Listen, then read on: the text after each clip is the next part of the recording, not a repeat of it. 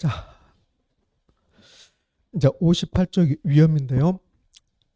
좀, 그 위험에 보면 개념, 그다음에 위험의 부동산 투자 위험 그러면서 그 이제 2번 위험의 종류고 3번 위험에 대한 태도, 4번 위험 처리 방법 이렇게 나왔습니다. 이제 59페이지 가면 5번에 위험과 수익의 관계, 비례 관계, 6번 위험과 가치 관계, 반비례 관계 이렇게 나왔는데 이 중에서 이 6가지 사항 중에서 시험에 가장 잘 나온 게 4번입니다. 그러면 58페이지 4번 가면 위험 처리 방법, 이게 시험에서 가장 잘 나온 거야. 그럼 이제 이 부분을 중점적으로 이제 공부하시면 돼요. 그러면 내가 위험에 대해서 다 공부해야 되겠다. 그럼 1번부터 6번 정도까지 공부하는데 6번은 언제 나왔는가 기억도 없습니다. 그러니까 6번은 중요성이 전혀 없다는 거고, 그 다음에 4번 매우 잘 나온 거고, 3번도 차도 한 번씩 나와요. 그럼 1번 개념은 거의 나오지 않고, 그럼 공부할 사항은 4번하고 2번 정도가 된다. 이렇게 하시면 됩니다. 이렇게. 그럼 이제 위험의 개념부터 갈 건데, 뭐 개념이 시험에 나올 일 없으니까, 우리가 알고 있는 위험은, 그러면 붕괴 위험이 있다. 뭐 여름철에 비가 많이 오면, 그러면 뭐 붕괴 위험이 있다 그러잖아요. 그 위험은 대인저고, 여기서 말하는 위험은 리스크입니다. 리스크. 그래서 위험은 변동 가능성, 불확실성 위험이라고 그래요. 그게 위험이에요. 뭐가 위험이냐면 여러분들 10월 28일 날 합격할지 안 할지가 사실은 여기서 지금 우리 알아 몰라요. 모르잖아요. 그게 위험이에요. 그게 불확실성 위험이란 말이에요. 그래서 위험은 불확실성 위험이라고 그래요. 그럼 여기 시험에 나옵니까? 아니요. 나오지 않습니다. 나오지 않는다고 이거. 기대 순위의 변동 가능성 그런 것도 시험에 나오지 않아요. 글쎄 많이 어려워하시더라고 이거를. 아니 이게 왜 어려울까? 나는 도저히 이해가 안 돼요. 기대 순위의 변동 가능성. 이게 뭔 말일까? 자, 여러분이 이제 공부를 열심히 한단 말이에요. 그러면 이제 10월 28일 날 시험을 보면 여러분 생각하는 점수가 있을 거란 말이에요. 개론 점수. 내가 개론 공부를 열심히 해서 나 70점을 기대한다. 예상한다. 근데 70점이 나오라는 법이 있어요? 없어요? 없어요. 그게 불확실성이야. 그거 위험이라고 한단 말이에요. 위험. 그러면 이 부동산에 투자한다면 마구잡이로 투자하는 사람이 어디가 있어요? 생각하는 거죠. 생각. 그러니까 우리나라 상황은 우리 국민들이 이 투자를 모르게 만들어요. 다 투기를 하고 있으니까. 그 투기를 투자로 둔갑을 하고 있으니까 다 투기하잖아요. 근데 그것을 투자라고 말하고 있으니까 이 자체가 농담하는 게 아니라 이 자체가 잘 뭔 말인지 모른다고. 근데 실제로 투자를 하고 있다면 우리 국민들이 투자를 하고 있다면 이거 금방 안다고. 그러니까 투자하는 사람들은 은행 이자율이 몇 퍼센트인데 이거 내가 투자한다면 과연 몇 퍼센트 수익이 된다. 이렇게 해야 되는데 그게 아니라 언니 사면 무조건 단가 올라가. 이렇게 하잖아요. 투자가 아니라 투기를 하니까. 요거 살 때 봐봐요. 여기 임대 부산이다. 그럼 요즘은 그렇지 않지만 예전에는 요 임대료 수입이 얼마일까? 요걸 생각한 게 아니라 얼마 올라갈까? 그거 생각한다고. 그게 투기야, 투기. 그러니까 요 기대수익률의 변동 가능성은 내가 생각하기는 10% 정도 수익률이 예상되는 거야. 근데 꼭 10% 나오라는 법이 있어요, 없어요? 없잖아요. 그걸 위험이라고 한단 말이에요. 불확실성. 자, 요건 이제 시험에 나온 적이 있지만 앞으로 나올 일이 없어요. 그러면 기억할 것은 뭘 기억하냐면, 자, 위험을 측정한다 그러는데, 요 측정은 위험을 계산하는 거야. 계산. 위험을 계산. 그 위험을 측정한다, 위험을 계산한다. 그러면 이제 표준 편차와 분산으로 측정한다 그런단 말이에요. 그러면 위험을 계산하는 문제 나오도 안 하니까 뭐만 하냐면, 여기 측정이 표준 편차와 분산이란 말이에요. 분산. 그러면 이 말이 위험을 뜻한다 그러면 돼요. 표준 편차와 분산 위험을 뜻한다. 그것만 기억하면 된단 말이에요. 자, 책을 분산 위험입니다. 분산이 61쪽 가봐요. 61쪽 가운데 이런 타이틀이 나와요. 평균 분산 결정표가 나와요. 그 분산이 뭐라고요? 위험이라고. 위험. 분산이 위험이란 말이에요. 그게 위험. 위험. 자, 이제 됐어요. 그게 위험이라는 거예요. 그러면 여기서는 위험은 표준 편차 분산으로 계산한다. 그 표준 편차 분산이 나오면 그게 위험이다. 이런 뜻이에요. 자, 이제 두 번째 위험의 종류. 부동산에 투자한다면 위험이 여러 가지 있다. 이게 종류인데 1번부터 5번까지 나왔는데 그래서 이제 오늘 3개만 해봐요. 3개. 자, 2번에 금융적 위험이라는 게 나옵니다. 위험은 요 금융적 위험이 시험에서 가장 잘 나와요.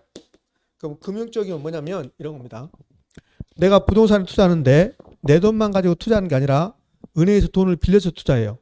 그러니까 타인 자본 이용해서 투자했습니다. 그럼 타인 자본 이용해서 투자한다면 그러면 은행에다 원리금을 갚아야 돼. 은행에서 5억을 빌려서 투자했다. 그럼 원리금을 갚아야 돼요. 원금하고 이자를. 그럼 원리금을 갚아야 되는데 어떤 이유로 원리금을 갚지 못한다. 이게 채무불이행이잖아요. 채무불이행. 채무불이행이란 말이에요. 이 채무불이행의 위험을 금융적 위험이다 이렇게 해요. 그러니까 돈 빌려왔다. 그러면 금융적 위험이에요. 그럼 이제 3번. 그럼 금융적 위험을 완전히 없애버리려면 어떻게 하면 될까? 안 빌려오면 되지. 안 빌려오면. 그럼 전액 자기자본이다. 전액 자기자본. 돈 안 빌려왔다. 그럼 금융적 위험은 없는 거지. 금융적 위험은 존재하지 않는다. 이렇게 되는 거지. 금융적 위험 개념이 타인 자본 이용했을 때 원리금을 상환하지 못할 위험을 금융적 위험을 한다. 안 빌려오면 금융적 위험 없잖아요. 이걸 낸단 말이에요. 그러면 전액 자기자본이라면 금융적 위험을 완전히 제거할 수 있다. 이렇게 낸단 말이에요. 그럼 2번은 대부비율이 높다. 자, 부채비율이 높다. 이렇게 했거든요. 높다. 그럼 이거 하기 전에 돈을 많이 빌려오면 금융적 위험이 커질까 적을까? 커지겠지. 돈을 많이 빌려 안 빌려오면 금융적 위험 없잖아요. 그러면 돈을 조금 빌려오면 금융적 위험 조금밖에 없을 거고 많이 빌려오면 금융적 위험 커질 거고 시험지에다 돈을 많이 빌려왔다 이렇게 씁니까? 안 쓰죠. 여기 돈을 많이 빌려왔다는 소리야. 대부비율이 내 돈입니까? 은행 돈입니까? 은행 돈. 대부비율이 높다. 은행 돈 많이 빌려왔다. 부채비율이 높다. 은행 돈 많이 빌려왔단 말이에요. 그러면 당연히 금융적 위험은 커지는 거죠. 요 금융적 위험은 끝났어요. 더 이상 없다고. 금융적 위험은 요것밖에 안 되니까. 자, 금융적 위험은 타인 자본 이용했을 때 원리금을 상환하지 못할 위험을 금융적 위험을 한다. 그러니까 이제 유동성이라고 나오네요. 유동성. 자, 유동성이란 말을 이해를 하면 이건 쉬운데 그러니까 우리가 유동성이란 말은 많이 들어요. 유동성이란 말은 뉴스 시간에 자주 듣는데 9시가 되면 의뢰껏 연예가 중계로 돌리신 분들이 있어요. 그러면 결혼이 어려워요. 연예가 중계하신 분들은. 그러니까 9시 됐을 때 뉴스를 들으면 그래도 약간 나아요. 근데 의뢰껏 지금 최근 10년 동안 9시가 되면 연예가 중계를 들었다. 그러면 그건 알아요. 누구랑 사귀다가 누구랑 헤어지고 이거는 잘 알아요. 연예가 중계를 들으면. 근데 이런 말도 이제 안 들어본 말이 돼버린다고. 그럼 이제 약간 어려워지는 게 이게. 그럼 유동성이란 말은 뉴스 시간에 잘 나오는데 이게 현금화 가능성이야. 현금화 가능성. 내 주머니에 돈이 없다. 그럼 유동성이 없다. 이런 소리야 이게. 현금화 가능성. 현금화 가능성을 유동성이라고 한다. 이렇게. 그럼 이거 유동성이 무슨 말입니까? 그걸 내는 게 아니라고. 그걸 내는 게 아니라 이 유동성이 현금화 가능성이라는 말을 알아야만 이게 이해된단 말이에요. 자, 그러면 여기 내가 10억이라는 돈이 있는데 이 10억을 1번 은행에다 예금하는 경우, 2번 주식 사는 경우, 3번 부동산에 투자하는 경우 이 세 가지 중에서 이 예금이 현금화 가능성이 가장 높은 거야. 그럼 내가 10억을 예금해냈어요. 그러면 10억이 필요하다. 그럼 바로 현금이야 이게. 현금? 그러니까 이 예금이 유동성, 이 세 가지 중에서 예금의 유동성이 가장 높은 거라고. 그런데 주식하고 부동산 둘 중에서 부동산이 먼저 팔릴 수도 있어요. 주식보다. 근데 일반적으로 주식이 잘 팔려요.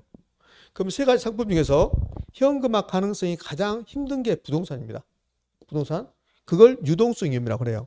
그럼 내가 10억이라는 돈을 예금하는 경우하고 주식 사는 경우하고 부동산 사는 경우 중에서 이 세 중에서 현금화 가능성이 가장 낮은 게 뭐예요?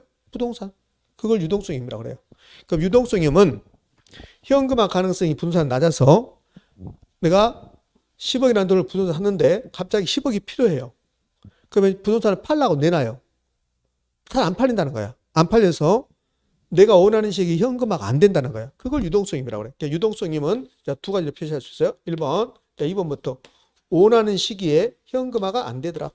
이거 하고 자, 요 예금은 10억을 예금했다. 그러면 바로 10억이 현금이야. 근데 부동산은 10억짜리 샀는데 팔라고 내는데 안 팔려요. 현금은 급해요. 그러니까 10억에 내내서 안 팔리니까 9억에 내려도 그래도 안 팔리니까 8억에 내려. 그 돈 안 팔리니까 7억에 내는다. 이렇게. 그럼 7억에 팔렸어요.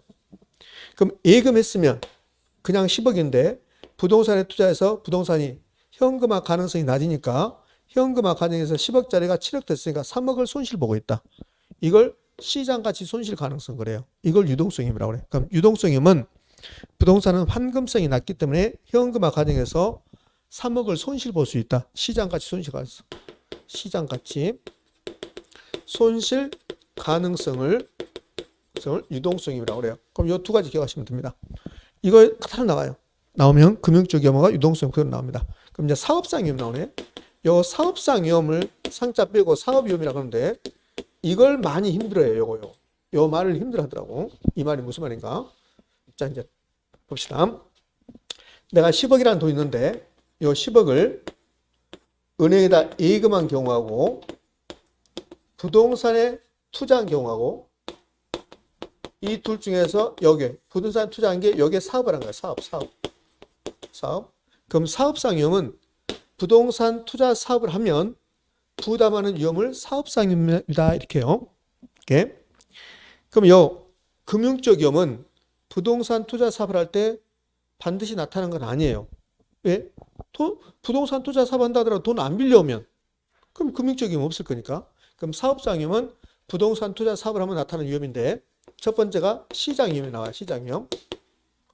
그럼 시장 위험은 글쎄 이걸 왜 공부를 해야 되는지 모른다니까. 제가 몇 번 그러지만 사실은 어려운 것도 있어요. 개론이. 근데 공부하지도 않아도 되는 것들이 있단 말이에요. 이런 것들을 막 외워버리니까 안 된단 말이에요. 자, 봐봐요. 위험이 뭐라겠어요? 불확실성. 그러면 시장 위험은 시장이 불확실성. 시장 상황이 바뀌어요, 안 바뀌어요? 바뀌잖아요. 내년에 분산 경기가 어떻게 될지 우리가 뭐 알아요, 몰라요? 모르잖아요. 그건 시장 위험이라 한단 말이에요.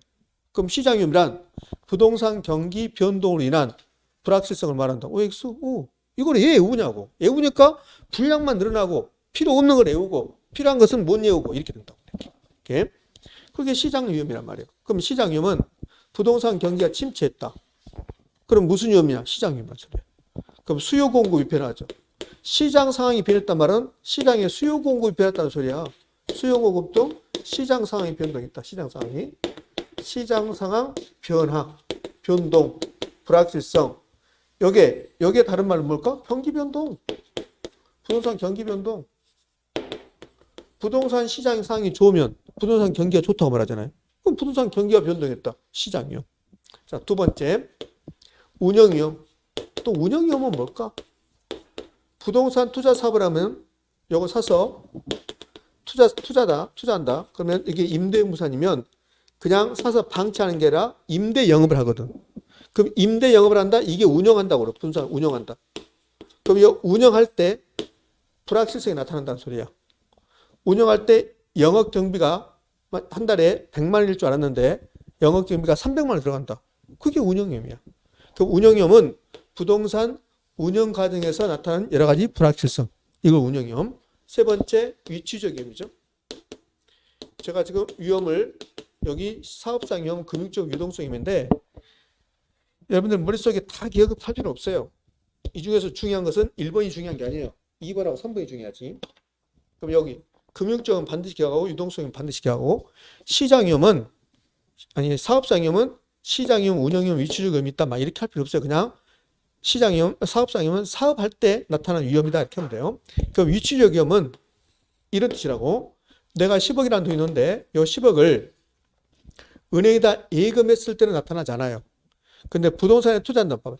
사업상 부동산 투자 사업을 하면 나타나는 위험이란 말이에요. 그럼 은행에다 예금했을 때 나타나지 않는다고. 그럼 은행에다 예금해봐요. 부동산 수요 공급 상이 바뀌어도 은행에다 예금하면 은행에다 내가 10억을 예금했어요. 그럼 우리 강주의 분산 경기가 좋든 나쁘든 나하고는 아무 상관이 없어요. 그러니까 예금을 하면 이런 것은 없단 말이에요. 위험은. 은행에다 예금하면 내가 운영하는 게 아니죠. 그럼 이거는 나타나지 않지. 부동산 투자한다면 이런 거 나타난다. 어? 자, 이 위치적 의미는 내가 10억을 예금하는데 자, 강주은행에다 예금하는데 강주은행 어느 지점에 예금해도 수익은 똑같아요. 백운동 지점에 예금하든 운환동 지점에 예금하든 뭐 상무 지점에 예금하든 수익은 똑같다고. 근데 부동산에 사업할 때 운환동에 사느냐 백운동에 사느냐 수안지구에 사느냐 부동산을 아니면 송정리에 사느냐 따라 달라져요. 그러니까 송정리에다 샀으면 좀 좋아질 거예요. 송정리 땅값이 지금 올라갔어요. 며칠 전부터. 물론 그 전에 많이 올랐지만 거기가 그 법이 통과됐잖아요. 공공화 이전 공화 그 통과됐잖아요. 그럼 공항 그 이전 된다고. 그럼 거기는 개발된다고. 개발돼요. 그럼 주변 지역 땅값 올라갈 수밖에 없죠.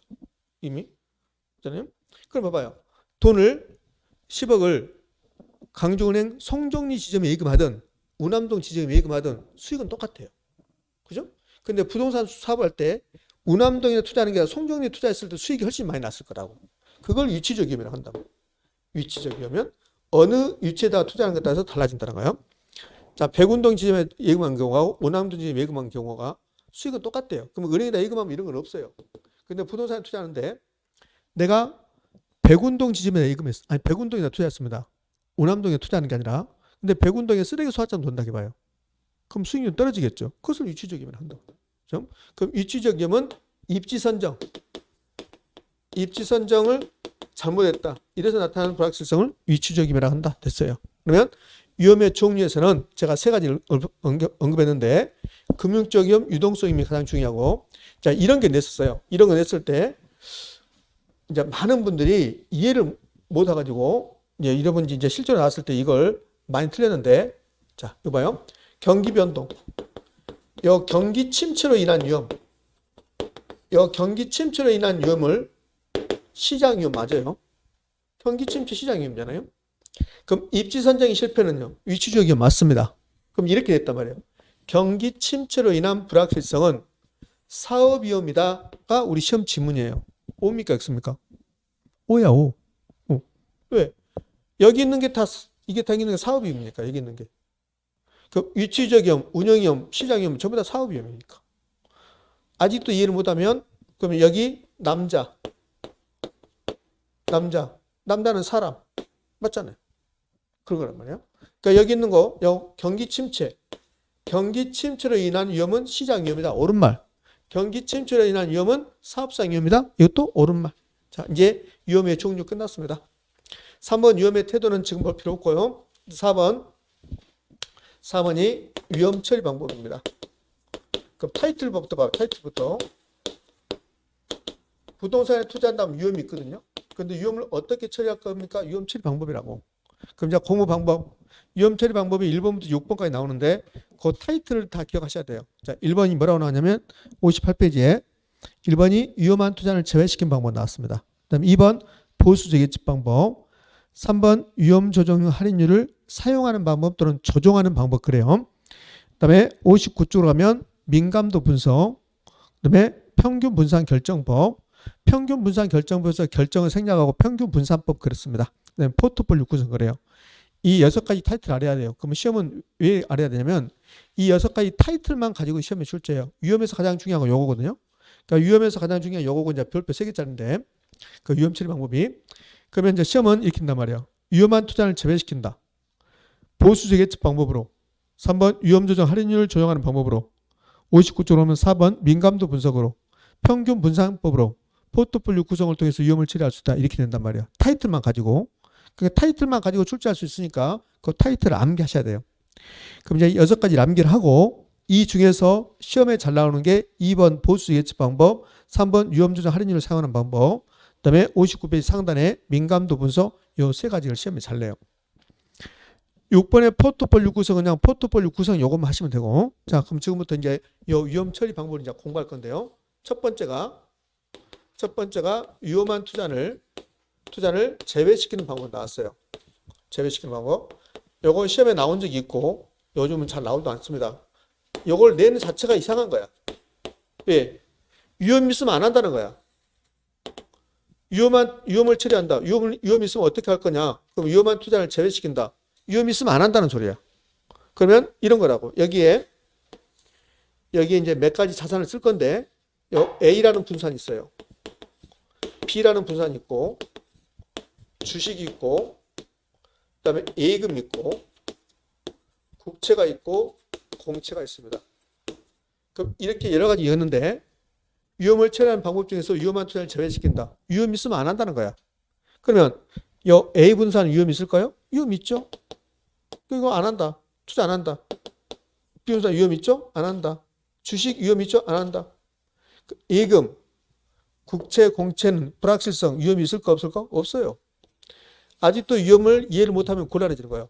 위험은 불확실성이야. 그러면 예금했을 때 은행에서 어쩔 때는 이자를 5% 준다고 했는데 실제로 5를 안 주고 9를 줄 수도 있고 뭐 3을 줄 수 있고 그렇지 않다는 거야.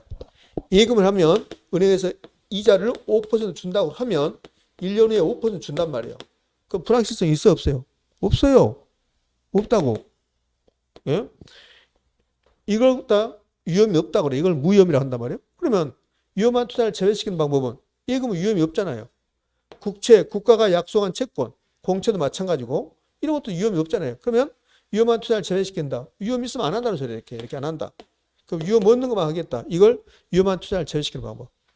그럼 위험한 투자를 제외시키는 방법은 국채, 공채, 예금, 위험이 없는 자산에 투자하겠다. 이렇게 디테일하게 나오도 안 해요. 근데 뭘 아셔야 되냐면 이 위험한 투자를 제외시키는 방법이 자, 위험 회피라는 게 있고 위험 회피는 위험을 피해가는 거고 위험의 전가라는 게 있어요. 그럼 위험의 전가는 위험을 다른 사람이 떠넘기는 것이 위험의 전가라고 그래. 그러면 이거는 위험을 전가시키는 게 아니라 위험한 투자를 제외시키는 것은 위험을 전가시키는 게 아니라 위험을 피해가는 거야. 그래서 위험한 투자를 제외시키는 것은 위험 회피입니까? 위험 전가인가 물어봐요. 위험 회피라는 소리야. 위험 전가가 아니라. 그 위험의 전가는 다른 사람을 떠넘기는 건데 위험의 전가의 가장 대표적인 게 보험 드는 겁니다. 보험 계약 맺는 게 위험을 전가시키는 거예요. 위험을 전가. 아프면 보험에서 다 해주겠다. 이렇게 하는 게 보험 전가. 위험 계약 이게 보험 계약 이걸 위험의 전가라고 그래요. 그럼 이것도 한 2번 냈죠. 위험을 전가시키기 위해서 보험에 가입이라 한다. 그러면 여기 위험한 투자를 제외시키는 것은 위험의 전가입니까? 위험 회피입니까? 위험 회피다. 자, 2번째. 요거는 거의 나오도 안 해요, 요즘은. 자, 보수적 예측 방법이에요. 그러니까 보수적 예측 방법이란 말 뜻은 예측할 때 무엇을 예측을 할 때 보수적으로 한다. 낮춘다는 소리잖아요. 낮춘다.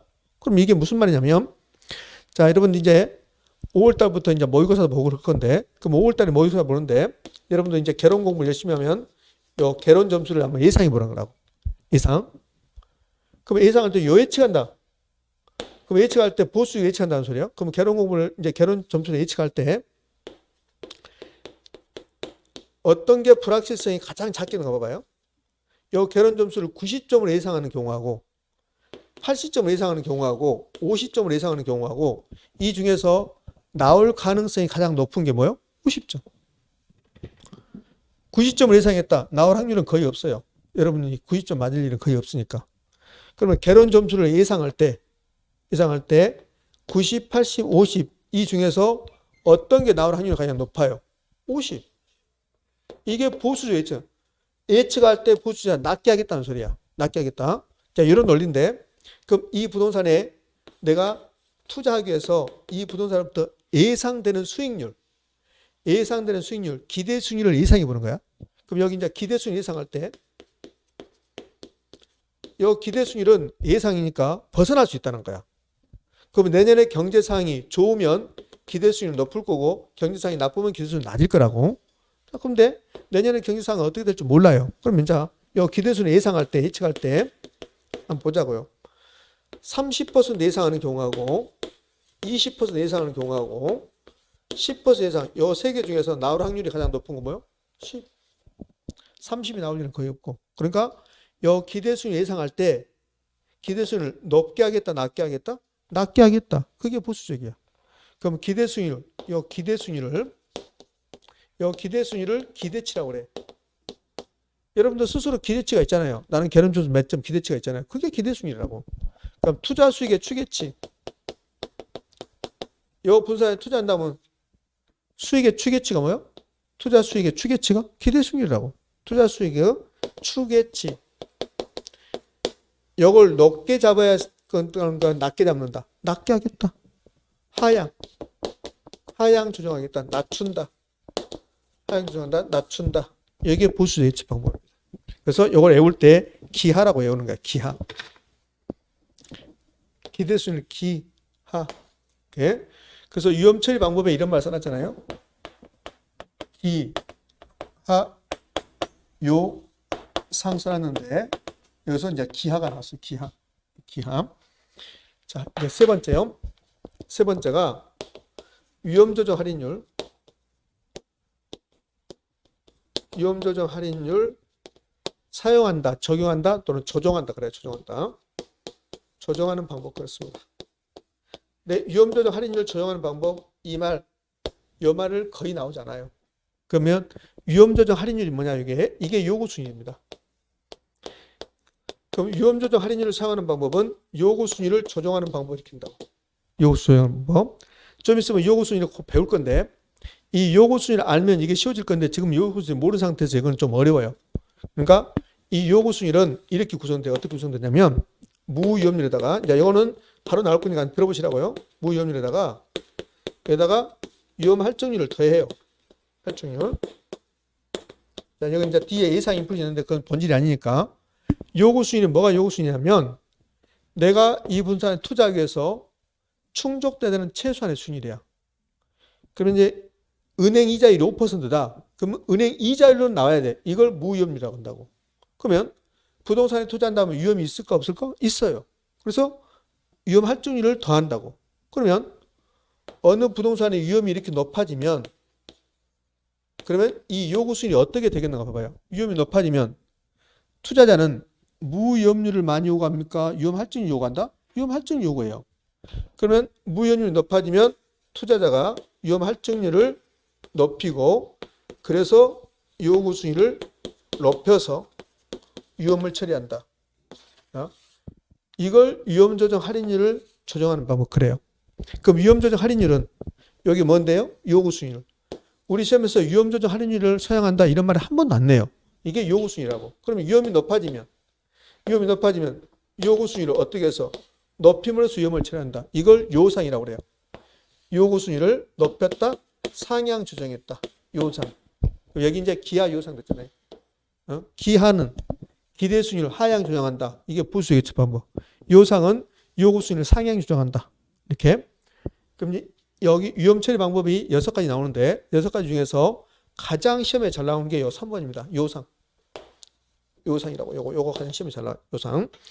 좀 이따 요구 수익 나오면 다시 한번 또 언급이 될 겁니다. 자, 이게 무슨 논리냐면 이런 거요.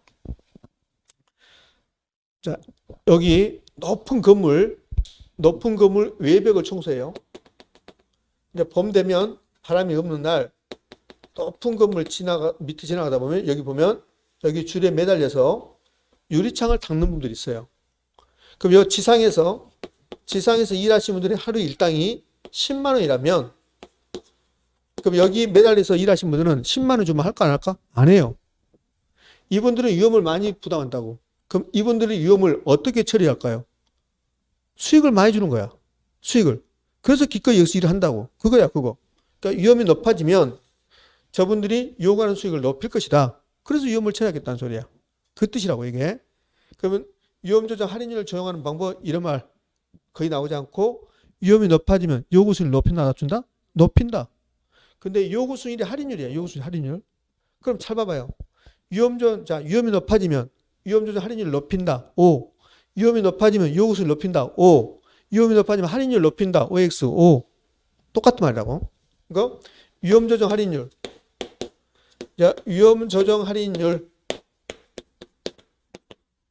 높인다. 이게 요구 수익이라고. 요구 수익 높인다. 여기 할인율이야, 할인율. 할인율 높인다. 다 똑같은 말. 다 똑같은 말. 예? 그러니까 위험이 나왔을 때 할인율을 높인다 해야 되고 요구 수익을 높인다 해야 되고 위험 할인율을 높인다 해야 된다고. 다 똑같은 말이에요. 그냥 요 기대 수익을 높인다 이봐요.